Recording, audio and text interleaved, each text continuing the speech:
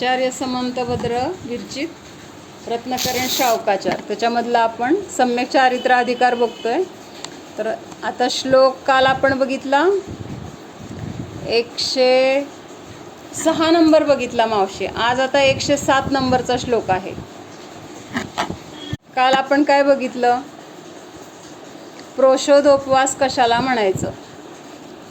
पर्वतिथी ज्या असतात अष्टमी किंवा चतुर्दशी, तर त्या दिवशी म्हणजे सप्तमी, अष्टमी, नवमी किंवा चतुर्दशीच्या अगोदर कुठली? त्रयोदशी, चतुर्दशी आणि पौर्णिमा किंवा अमावस्या, अशा ह्या 3 दिवसामध्ये आपल्या शक्तीनुसार एकासन उपवास करणे. तर हे काय आहे? प्रोषोधोपवास नावाचं शिक्षाव्रत आहे. तर हे कायमसाठी म्हणजे जे प्रतिमा वगैरे घेतलेले असतात की नाही, तर त्यांच्यासाठी आयुष्यभरासाठी ह्या पर्वतिथींना प्रोषोधोपवास करायचा असा नियम असतो. आणि आपल्या जरी आपण आता प्रतिमा नाही आहे किंवा आपल्याला कुठली व्रत नाही आहेत, तरी पण आपण अष्टमी, चतुर्दशीला आपापल्या शक्तीनुसार जसं काय जे काही आपण त्याग करू शकतो, एकासन, उपवास किंवा अजून काय रस त्याग वगैरे, असं करून आपल्या आपल्या शक्तीने सुद्धा हे व्रत आपण करू शकतो. तर आता ह्याच्यामध्ये पुढचा 107 नंबरचा श्लोक आहे. तर त्याच्यामध्ये काय सांगतायत? आता हा प्रोषोधोपवास म्हणजे काय? आपण उपवास तर करतोय. उपवास म्हणजे काय? तर 4 प्रकारच्या आहाराचा त्याग, खाणे, पिणे, स्वाद घेणे आणि चाटणे, असं हे 4 प्रकारचे जे आहार आहेत. तर त्या 4 प्रकारच्या आहाराचा त्याग केल्यानंतर त्या दिवशी म्हणजे उपवासाच्या दिवशी आपण काय करायचं किंवा कुठल्या गोष्टी वर्ज्य आहेत आणि कुठल्या गोष्टी करायला पाहिजेत, तर ते ह्या श्लोकामध्ये सांगितले. 107 नंबरचा श्लोक आहे. हां, मी म्हणते, माझ्या पाठीमागं म्हणा. पंचानां पापानां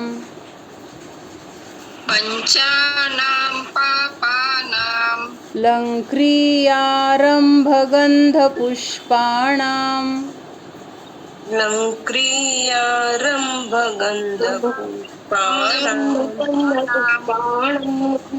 स्नानाञ्जननस्याना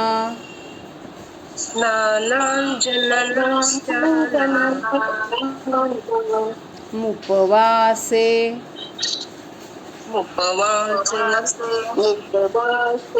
परिहृतिं कुर्यात्.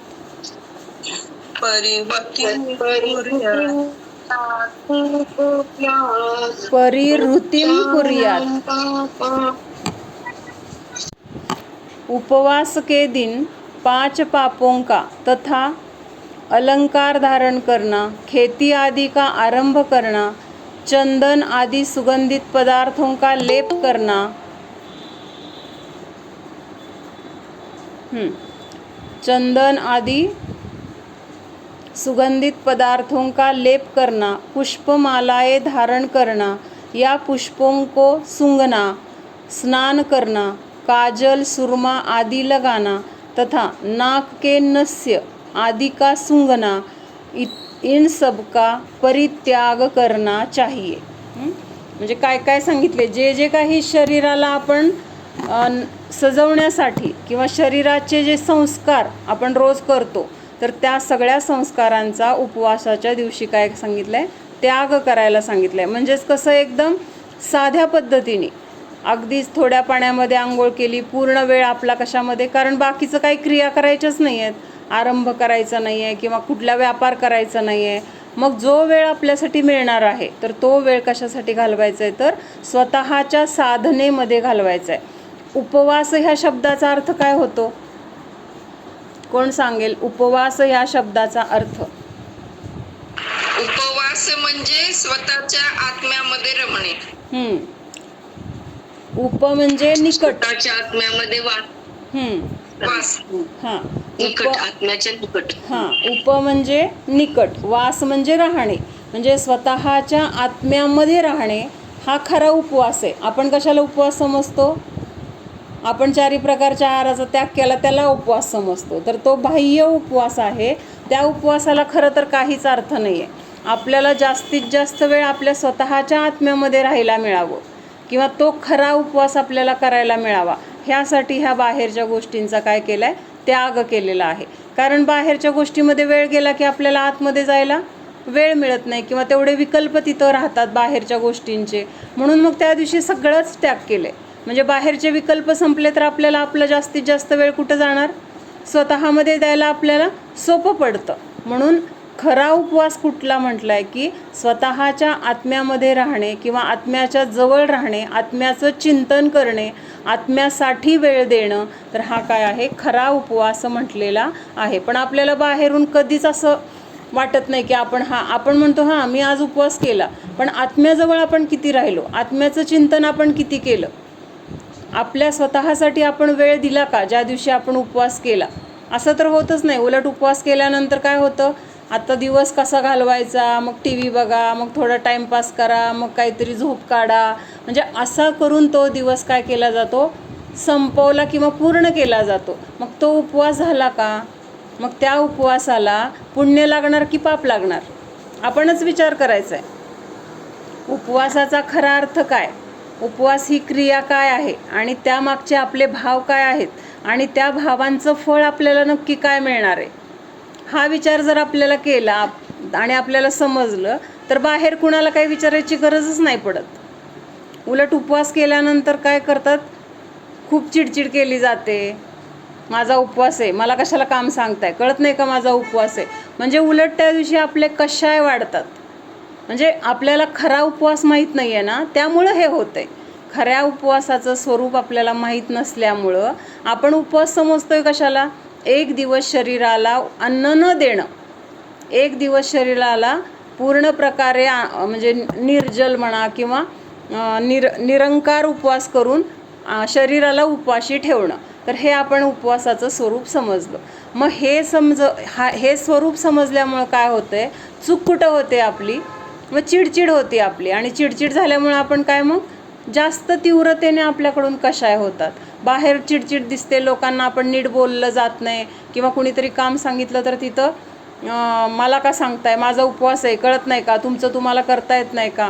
म्हणजे उलट तिथं उपवासाच्या दिवशी आपण जास्त समता भावाने किंवा शांततेने निराकुल राहायचं तर सोडून आपण तिथं जास्तच चिडचिड करतो. म्हणजे उपवासाच्या दिवशी आपण एरवीपेक्षा पण जास्त कर्म बांधतो. कधी, जर उपवासाचं खरं स्वरूप आपल्याला माहीत नसेल तर. आणि जर आपल्याला उपवासाचं खरं स्वरूप माहीत आहे, उपवास म्हणजे काय, मला आज माझ्या आत्म्याची साधना करण्यासाठी जास्तीत जास्त वेळ मिळावा, त्यामुळं मी आज काय करणार आहे, 4 प्रकारच्या आहाराचा त्याग. म्हणजे ते खाणं पिणं बनवणं स्वच्छता करणं, ह्या सगळ्या गोष्टी तिथं कॅन्सल झाल्या. आणि त्याच्यासाठी लागणारा वेळ, तर तो वेळ मी आता कुठं देणार आहे, माझ्या आत्म्याला जाणण्यामध्ये किंवा माझ्या आत्म्यामध्ये राहण्यामध्ये.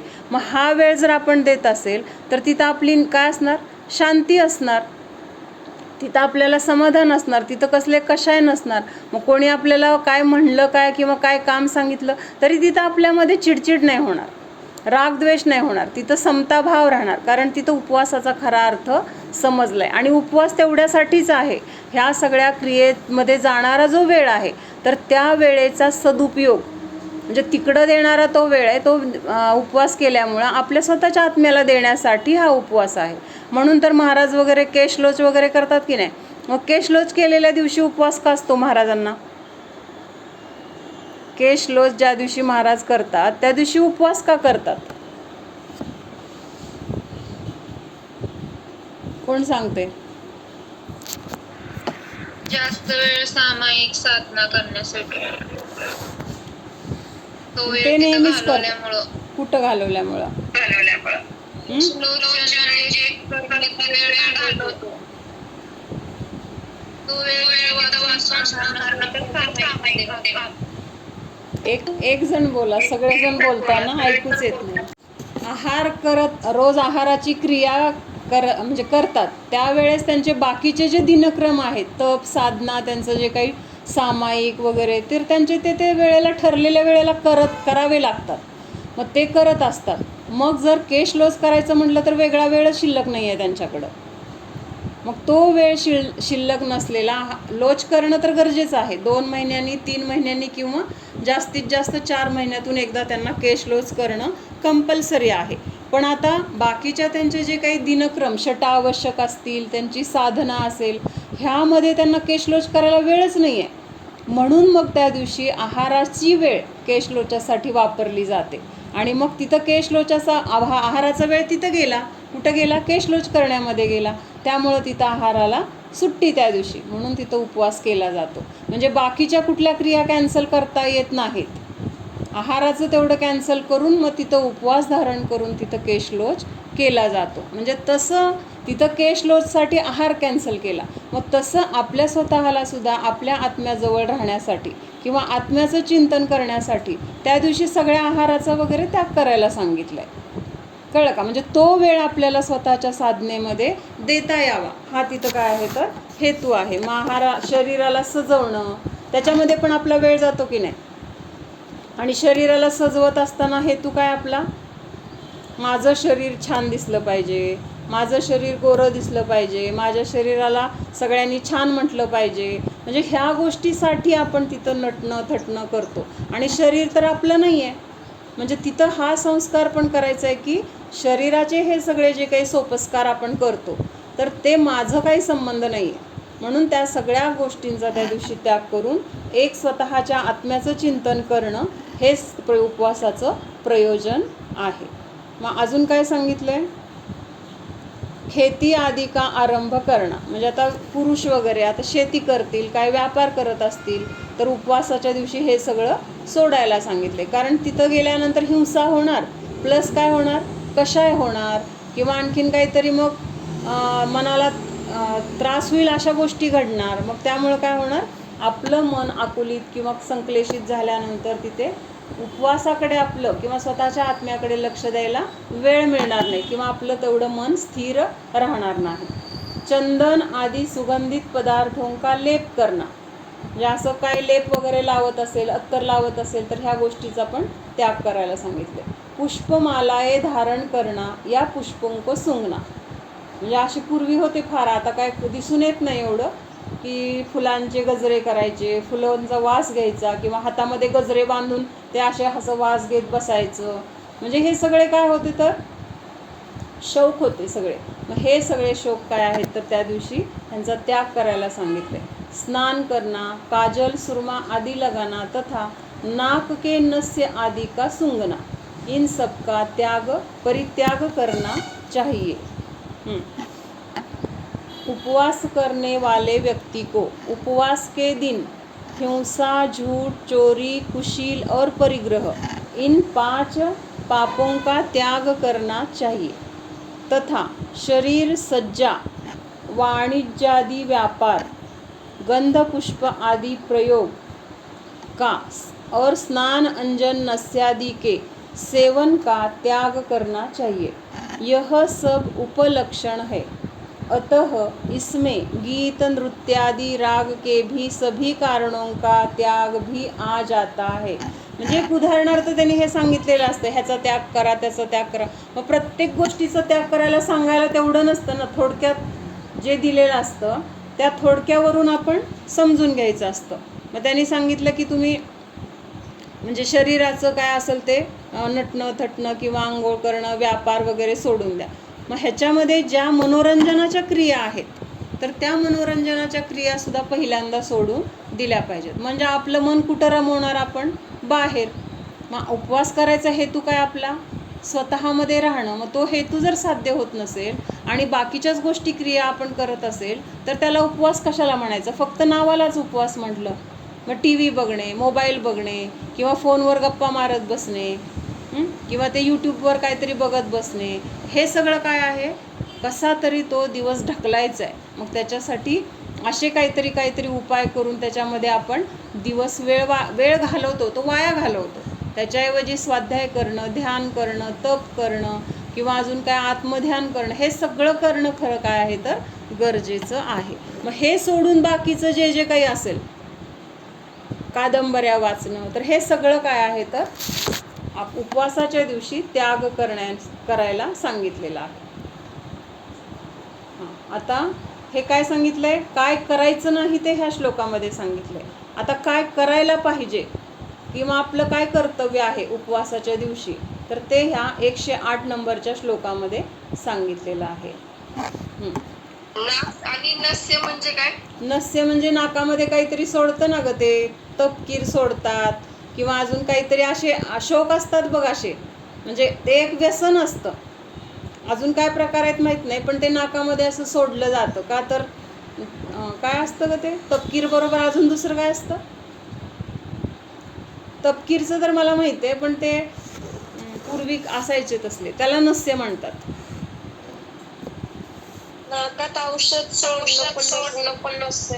नाही, ते गरज म्हणून असेल गरज म्हणून ते वेगळं. फक्त फक्त विक्सच्या कांडीचा पण वास घेत. हा ते येईल बरोबर.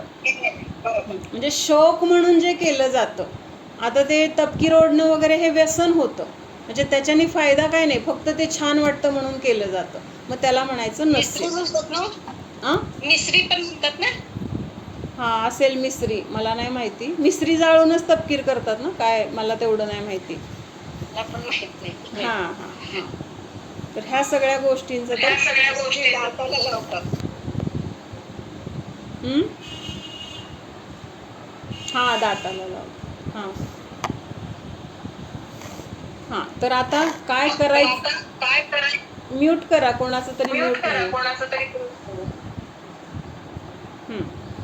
काय करायचं सांगितलं इथं ह्या श्लोकामध्ये. धर्मामृतं सतृष्ण, धर्मामृतं सतृष्ण म्हणताय का? श्रवणाभ्याम पिबतु पाय एद्वान्यान्,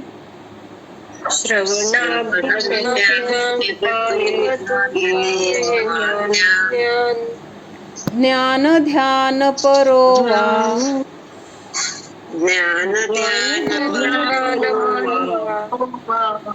भवतुपवसन्न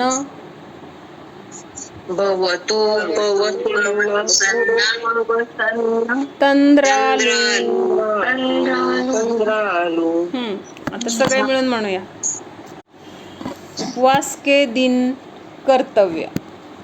उपवासाच्या दिवशी उपवास करणाऱ्या व्यक्तीने काय केलं पाहिजे, तर आळस पहिल्यांदा सोडला पाहिजे. मग उपवासाच्या दिवशी उपवास संपवायचा किंवा तो दिवस कसा तरी काढायचा म्हणून आपण खूप आळसात दिवस घालवतो. लोळत बसणे किंवा बाकीच्या ज्या गोष्टी करायला पाहिजेत त्या सोडून बाकीच्याच गोष्टी करत त्याच्यात वेळ घालवतो. तर हे काय आहे, आळस आहे. मग असा आळस सोडून धर्मामृतम सतृष्ण, त्या दिवशी धर्मरूपी अमृताला असं प्राशन केलं पाहिजे की जणू काही खूप तहान लागल्यानंतर आपण पाणी कसं गटागटा पितो, किती तहान लागली आहे मला आणि किती पिऊ असं झालेलं असतं ना, तर तसं त्या उपवासाच्या दिवशी धर्मरूपी अमृताचं सेवन केलं पाहिजे किंवा ते धर्म सतत कानावर म्हणजे ऐकलं पाहिजे, उपदेश ऐकला पाहिजे किंवा स्वतः स्वाध्याय केला पाहिजे किंवा अजून काय केलं पाहिजे, दुसऱ्यांना सांगितलं पाहिजे. म्हणजे जे आपल्याला माहीत आहे तर त्याचं चर्चा, चिंतन, एकमेकांशी बोलणं, तर हे सगळं काय आहे, जे काही आपण बोलणार तर ते सगळं धर्माशी संबंधित किंवा ज्ञान ध्यान ह्यामध्येच आपला वेळ घालवला पाहिजे.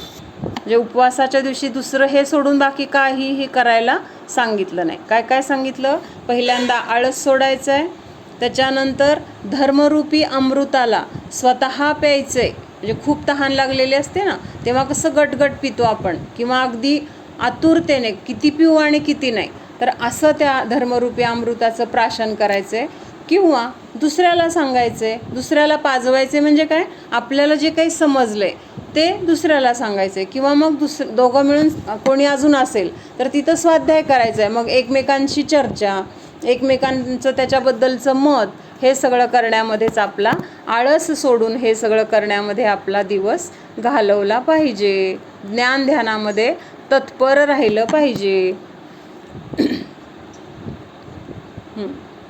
उपवास करने वाला व्यक्ति आलस्य रहित होता हुआ, उत्कंठित होता हुआ कानों से धर्मरूपी अमृत को स्वयं पीवे अथवा दूसरों को पिलावे, अथवा आलस्य रहित होता हुआ ज्ञान और ध्यान में तत्पर होवे. म्हणजे एक दिवस जरी आपण असं पूर्ण स्वतःसाठी द्यायचं म्हटलं तरी खूप मोठी गोष्ट आहे. कारण पूर्ण वेळ आपण आपला काय होतो त्याच्यामध्ये एक धर्मासाठी दिला किंवा धर्मामध्ये राहिलो तर आपला तो काय झाला, खरा उपवास झाला असं म्हटलंय. म्हणजे बाकीच्या कुठल्याही गोष्टी इथं करायला सांगितलेल्या नाहीत. एक धर्म सोडलं तर उपवासाच्या दिवशी दुसऱ्या सगळ्या गोष्टींचा त्याग आहे. पण आपल्याला काय वाटतं, उपवास म्हणजे फार मोठं वाटतं.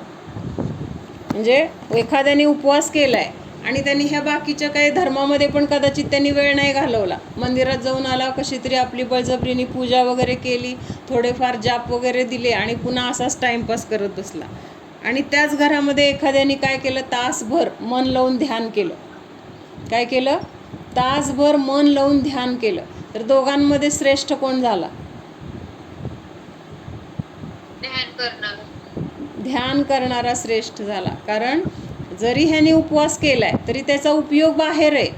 कधी एकदा उपवास संपतोय, कधी एकदा सकाळ होती, माझं म्हणजे वेळ जाता जात नाहीये असं चिंतन करतोय किंवा बाकी कशात तरी मन रमवायसाठी तो प्रयत्न करतोय. आणि हा ध्यान करणारा काय आहे, एक तासासाठी का असेना पण त्यांनी पूर्णपणे स्वतःच्या आत्म्याचं चिंतन करून त्यावेळेस कशाय नाहीत, कुठली पापं नाहीत, कुणाबद्दल रागद्वेष नाहीत, कुणाला काही वाईट बोलणं नाही, कुठल्या क्रिया नाहीत, ह्या सगळ्याचा तिथं काय झालाय, आपोआप त्याग झालाय. आणि तिथं त्याचं ध्यान इतकं उत्कृष्ट स्वतःच्या आत्म्यामध्ये राहिल्यामुळं इतकं उत्कृष्ट ध्यान झालेलं आहे की उपवास केल्यापेक्षा तिथं भारी फळ त्याला मिळालंय. म्हणून उपवासाचा नक्की काय अर्थ आहे हे जर समजलं तर त्या उपवास करण्याला अर्थ आहे.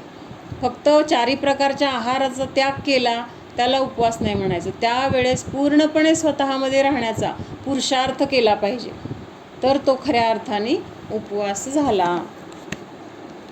पुढचं काय आहे, सध्या सगळीकडे ते सगळ्यांना कोणालाच माहित नाही, उपवास करायचं तेवढंच माहिती. मग ते उपवास केले म्हणून कौतुक होतं खूप. म्हणजे काय सगळीकडे गाजावाजा किंवा ते ॲडव्हर्टाईज केली जाते, एवढे उपवास केले, असे केले. पण वेळ कशामध्ये घालवला, चिंतन काय झालं, किंवा त्या शरीरापासून मी भिन्न आहे हे जाणलं का. उपवास मी केला म्हणलं तरी तिथं मिथ्यात्व झालं. उपवास कुणाचा आहे, अन्न कुणी ग्रहण केलं नाही, शरीराला अन्न मिळालं नाही. जीवाचं काय, रोज जीव अन्न ग्रहण करतोय का? जेव्हा शरीरामध्ये अन्न जातंय किंवा जेवलो आपण असं म्हणतोय तेव्हा अन्न ग्रहण कोण करतंय, शरीर ग्रहण करतोय का जीव ग्रहण करतोय? शरीरालाच अन्न जाते. आणि उपवास केला तरी शरीराला अन्न मिळालं नाही, जीवाला तर काय रोज पण मिळत नाही आणि आज पण काय मिळायचा प्रश्न नाही. त्यामुळं उपवास हा शरीराचा झाला. पण मानतोय काय, मी उपवास केला, मी एवढे उपवास केले, माझे एवढे उपवास झाले, आणि त्याच्यामध्ये आपण मोठेपणा मानतोय किंवा त्या शरीरामध्ये एकत्व करतोय, शरीराच्या उपवासाला माझे उपवास मानतोय. तर ही सगळी काय आहे, तर मिथ्यात्वाची कल्पना आहे. म्हणून आपण खरं तर खाणारा नाहीच आहे. आपला जीव कसा आहे, अमूर्तिक आहे, अस्पर्शी आहे. आणि एक कण देखील अन्नाचा आपल्या जीवाला अन्नाचा एक कण सुद्धा स्पर्श होऊ शकत नाही. जे काही अन्न ग्रहण केलं जातंय ते शरीरामध्ये जाते, शरीरामध्ये त्याची विल्हेवाट लागते. फक्त ह्या शरीराच्या सान्निध्यामध्ये जीव राहतोय आणि त्यामुळं जीव काय म्हणतोय, मला भूक लागली, मी जेवण केलं, माझं पोट भरलं, मला छान मिळालं, मला छान नाही मिळालं. ह्या सगळ्या कल्पना त्या शरीराला धरून आहेत. सगळ्यांना झोप लागली, आज रस लय खाल्लाय दिसतंय.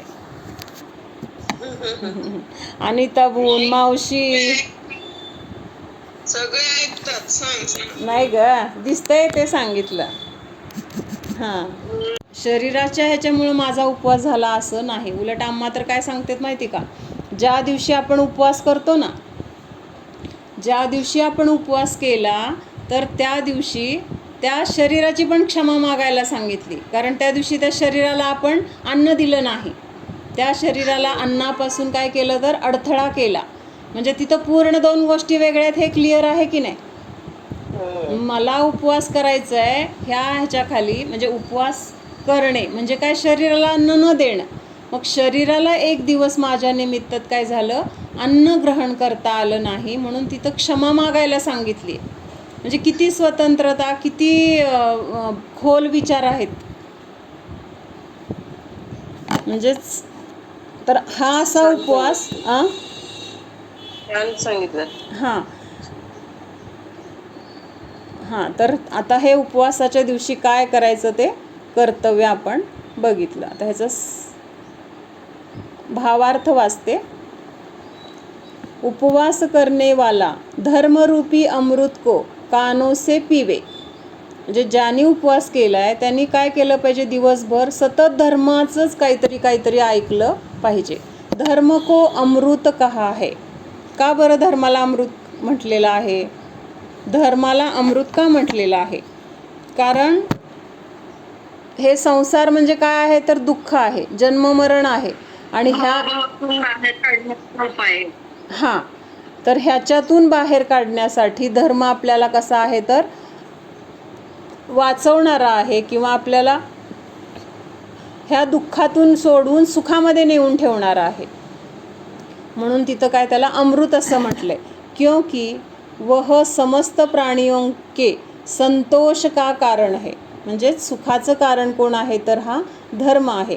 यदि उपवास करने वाला व्यक्ति वस्तु स्वरूप का ज्ञाता नहीं है तो उत्सुकतापूर्वक अन्य विशिष्ट जनों से धर्म के उपदेश को अपने कानों से सुने.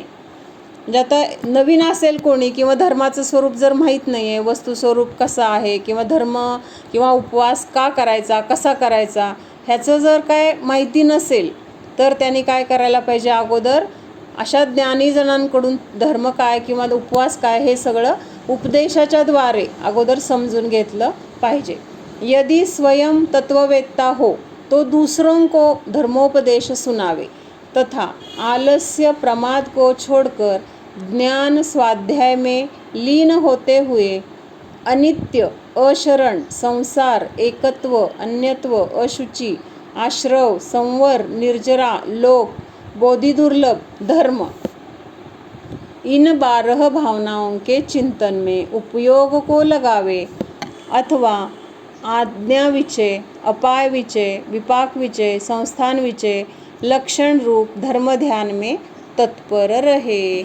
म्हणजे त्या दिवशी ध्यान करायचं म्हणजे काय करायचं तर ह्या सगळ्या 12 भावनांचं वगैरे चिंतन करायचं. 12 भावनांचं चिंतन केल्यामुळं काय होतं तर ह्या संसारापासून आपली विरक्ती होते किंवा उदासीनता येते. संसाराचं स्वरूप एवढं दुःखमय आहे किंवा एवढं ह्या संसारामध्ये आजपर्यंत आपण दुःखच भोगलं आहे.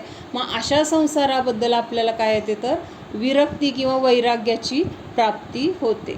आणि ह्या काय करतात 12 भावना वैराग्याला कारणीभूत आहेत, वैराग्याला जन्म देणाऱ्या आहेत. छडालामध्ये आहे ना ओळ, वैराग्य उपावनमाई चिंतो अनुप्रेक्षा भाई. म्हणजे ह्या मातेप्रमाणे आहेत. माता काय करते, मुलांना जन्म देते, तसं ह्या 12 भावना वैराग्याला जन्म देणाऱ्या आहेत, म्हणजेच वैराग्य उत्पन्न करणाऱ्या आहेत. आणि आपल्याला काय पाहिजे, वैराग्यच पाहिजे. कारण आपण कशासाठी ह्या संसारात फिरतोय, सुखासाठी, आणि तिथून सुख तर मिळत नाही आहे, फक्त दुःख आणि दुःखच मिळते. मग ह्या संसारापासून जोपर्यंत आपण विरक्त होत नाही तोपर्यंत आपल्याला सुखाची प्राप्ती होणार नाही. म्हणून सांगितले की 12 भावनांचं चिंतन करायला सांगितलेलं आहे. मग 12 भावनांचं चिंतन केलं, अजून काय काय 12 भावना कुणाकुणाच्या पाठ आहेत, मध्ये आपण पाठ करून घेतल्या होत्या, कुणाकुणाच्या पाठ आहेत बरं एकदम. हां आणि फक्त अनित्य पहिल्यांदा घ्यायचं, नंतर अशरण येतं. अनित्य, अशरण, संसार, एकत्व, अन्यत्व, अशुची, आश्रव, संवर, निर्जरा, लोक, बोधिदुर्लभ आणि धर्म, अशा ह्या 12 भावनांचं चिंतन केल्यानंतर आपल्याला संसारापासून विरक्ती येते किंवा मोह आपला कमी होतो. त्याच्यानंतर आता इथे 4 प्रकार अजून दिलेले आहेत, आज्ञाविचय, अपायविचय, विपाकविचय आणि संस्थानविचय. तर हे कशाचे हे आहेत, भेद आहेत तर धर्मध्यान जे आहे ना, धर्मध्यानाचे हे 4 प्रकार आहेत. म्हणजे आपण ध्यानाचे प्रकार बघितले होते मध्ये, आर्त ध्यान, रौद्र ध्यान, त्याच्यानंतर धर्म ध्यान आणि शुक्ल ध्यान, असे चार प्रकारचे ध्यान आहेत. तर आर्त ध्यान आणि रौद्र ध्यान हे काय आहेत तर अशुभ ध्यान आहेत, आणि धर्म ध्यान आणि शुक्ल ध्यान हे शुभ ध्यान आहेत. तर त्यातले शुभ ध्यानाचे हे काय 4 प्रकार आहेत: आज्ञा विचय, अपाक विचय, विपाक विचय आणि संस्थान विचय नावाचे. तर हे आत्ता आपल्याला इथं बघायचं काही विषय नाही आहे, कारण अवघड विषय आहे तो, पुढं नंतर बघूया. तर अशा प्रकारे हे 12 भावनांचं चिंतन वगैरे करत आपला उपवासाचा दिवस आपण घालवला पाहिजे. आता प्रोषोध आणि उपवास ह्यांचं लक्षण काय इथं सांगितलं आहे. परत आणखीन त्याच्यामध्ये काय केलं आहे त्यांनी, विस्ताराने काय सांगायचं ते बघतायत. 109 नंबरचा श्लोक आहे.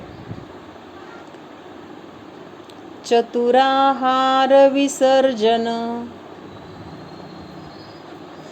चतुराहार विसर्जन, मुपवास प्रोषध सकृद्भुक्ती, उपवास